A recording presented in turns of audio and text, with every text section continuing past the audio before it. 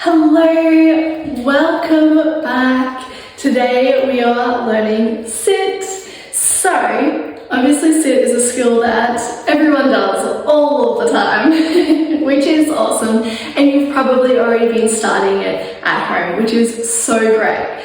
What we want to do today is just talk about more of the logistics and how dogs learn and teach you some tricks of the trade on how to do it. So, the benefits to sit and the benefits to training your dog to sit, honestly there's so many, but are essentially that you're giving your dog a really easy skill to perform when they want something. So my goal would be that you're working with your sit until it's so good that your dog understands, if I want something, I sit down first.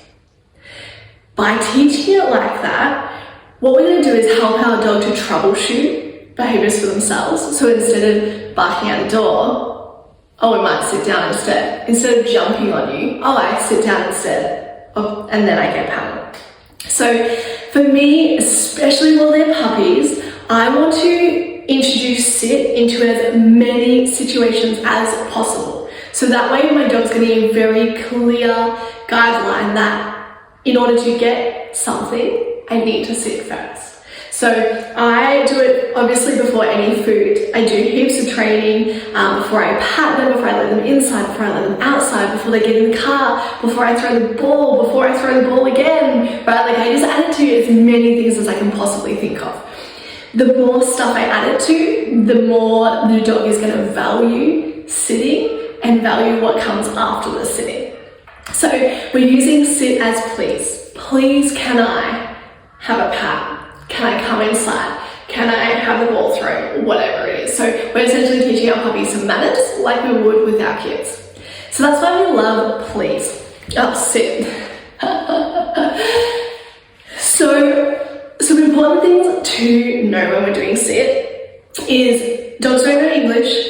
So you just saying sit at them, they don't know what the heck's going on. They may eventually sit down, but they don't actually know what the word is. So what we want to do is make sure we train efficiently for them to learn in a way that they learn. So us going sit, sit, sit. Our dogs don't learn that way. So while they might sit, generally what's happening in their head, they're like, I have no idea why you're yelling at me. I don't know what's going on. I'm just going to sit down and hope it stops. Right? And then after you've practiced a bit, if you've been rewarding, what will happen is, I don't know what's happening. I'm going to sit down last time I got a treat. Right? So the connection to what we're actually trying to train just isn't quite there. And it tends to take a lot longer for your dog to actually absorb that the word sit means that behavior. Right? And that's where you get, and you may have seen, if you've got friends or family, whatever, with dogs, you may, often what you tend to see when you're training that way is that they get to 4, 5, 6 months and they're like, sit, sit, and they're like, they do know it, they do, I'm sure, they definitely know it. It's not that they don't know how to sit, that's a natural behavior, they can sit. It's generally that they just haven't paired the word, the cue, with the actual behavior yet. So, in order to prevent us getting into that situation, what we want to do is be more aware of how dogs learn. So what we need to actually do is we need to help them get into the position and then we say the word so that they can pair the cue word with the actual behavior and there's no guesswork, right? And so essentially what you're doing is we're going to lure our dogs into a sit. When the butt hits the ground, that's when I want you to say sit. So we're pairing the cue word with the actual behavior. What will happen is your dog will be able to make that connection so much quicker, and then you'll be able to start saying the word earlier and earlier. It's very similar to how when we are learning a language, if you are telling me the word cup in Japanese, but you never show me a cup, I might be able to then repeat the word back to you, but I have no idea what it relates to. Right? It's a very similar concept. So we're showing our dog what the word actually means.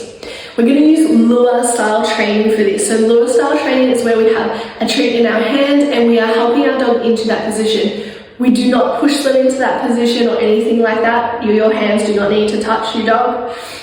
We're helping them to move their body naturally into that position. So what we're going to do, you're going to have your treat in your hand, and you're going to, I like to put my thumb in front of it so that it's there covered, and then what we're going to do is you're going to hold your thumb pretty much against their nose. This is your dog.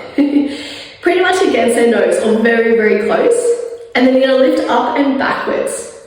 Now naturally, as the dog's head goes up, the back end is naturally going to go down, and so then they're going to get into a sit. So that nose comes up, butt goes down, I say sit, and I release my reward. Right? So that's how we want to train the skill itself initially. If you are pulling the treat up and they are bouncing up towards it, keep that hand nice and close to that nose. Generally they'll do that if you're holding your treat up here, and then they're jumping up there. If you're pulling it back and they keep stepping backwards, get a wall behind you. If there's a wall behind them, they can only walk so far backwards. So those are a couple of little tips and tricks for your sit. What we want to do is just practice it like crazy on as many things as we possibly can. So that then they're starting to do it. And then what will happen is they'll start to anticipate, they'll start to guess.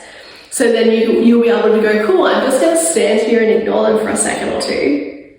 And then all of a sudden they choose to sit, and you're going to be like, yes, you're doing amazing, here's some rewards, woohoo!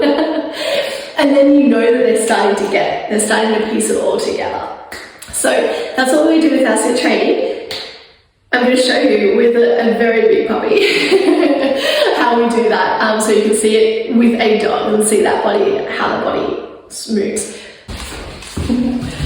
Okay, so demonstrating a sit with a puppy, what I'm going to do is get some treats out of my pouch. I've got those treats in my hands, and how my thumb is covering the treats, and then I'm holding it at the nose and lifting up until that butt hits the ground.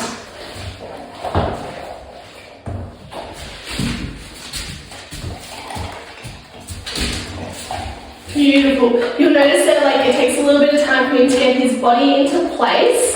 I'm just going to go nice and slowly and giving him time to get into that position. Beautiful. Now he is a puppy, so he does like to chew my fingers a little bit. That's fine. Normally they'll grow out of that. So lifting up and backwards, nice and gently, and then we're rewarding. So when we put the sit cue in, sit. Good. Good.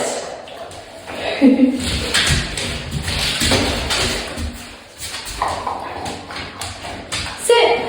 Good.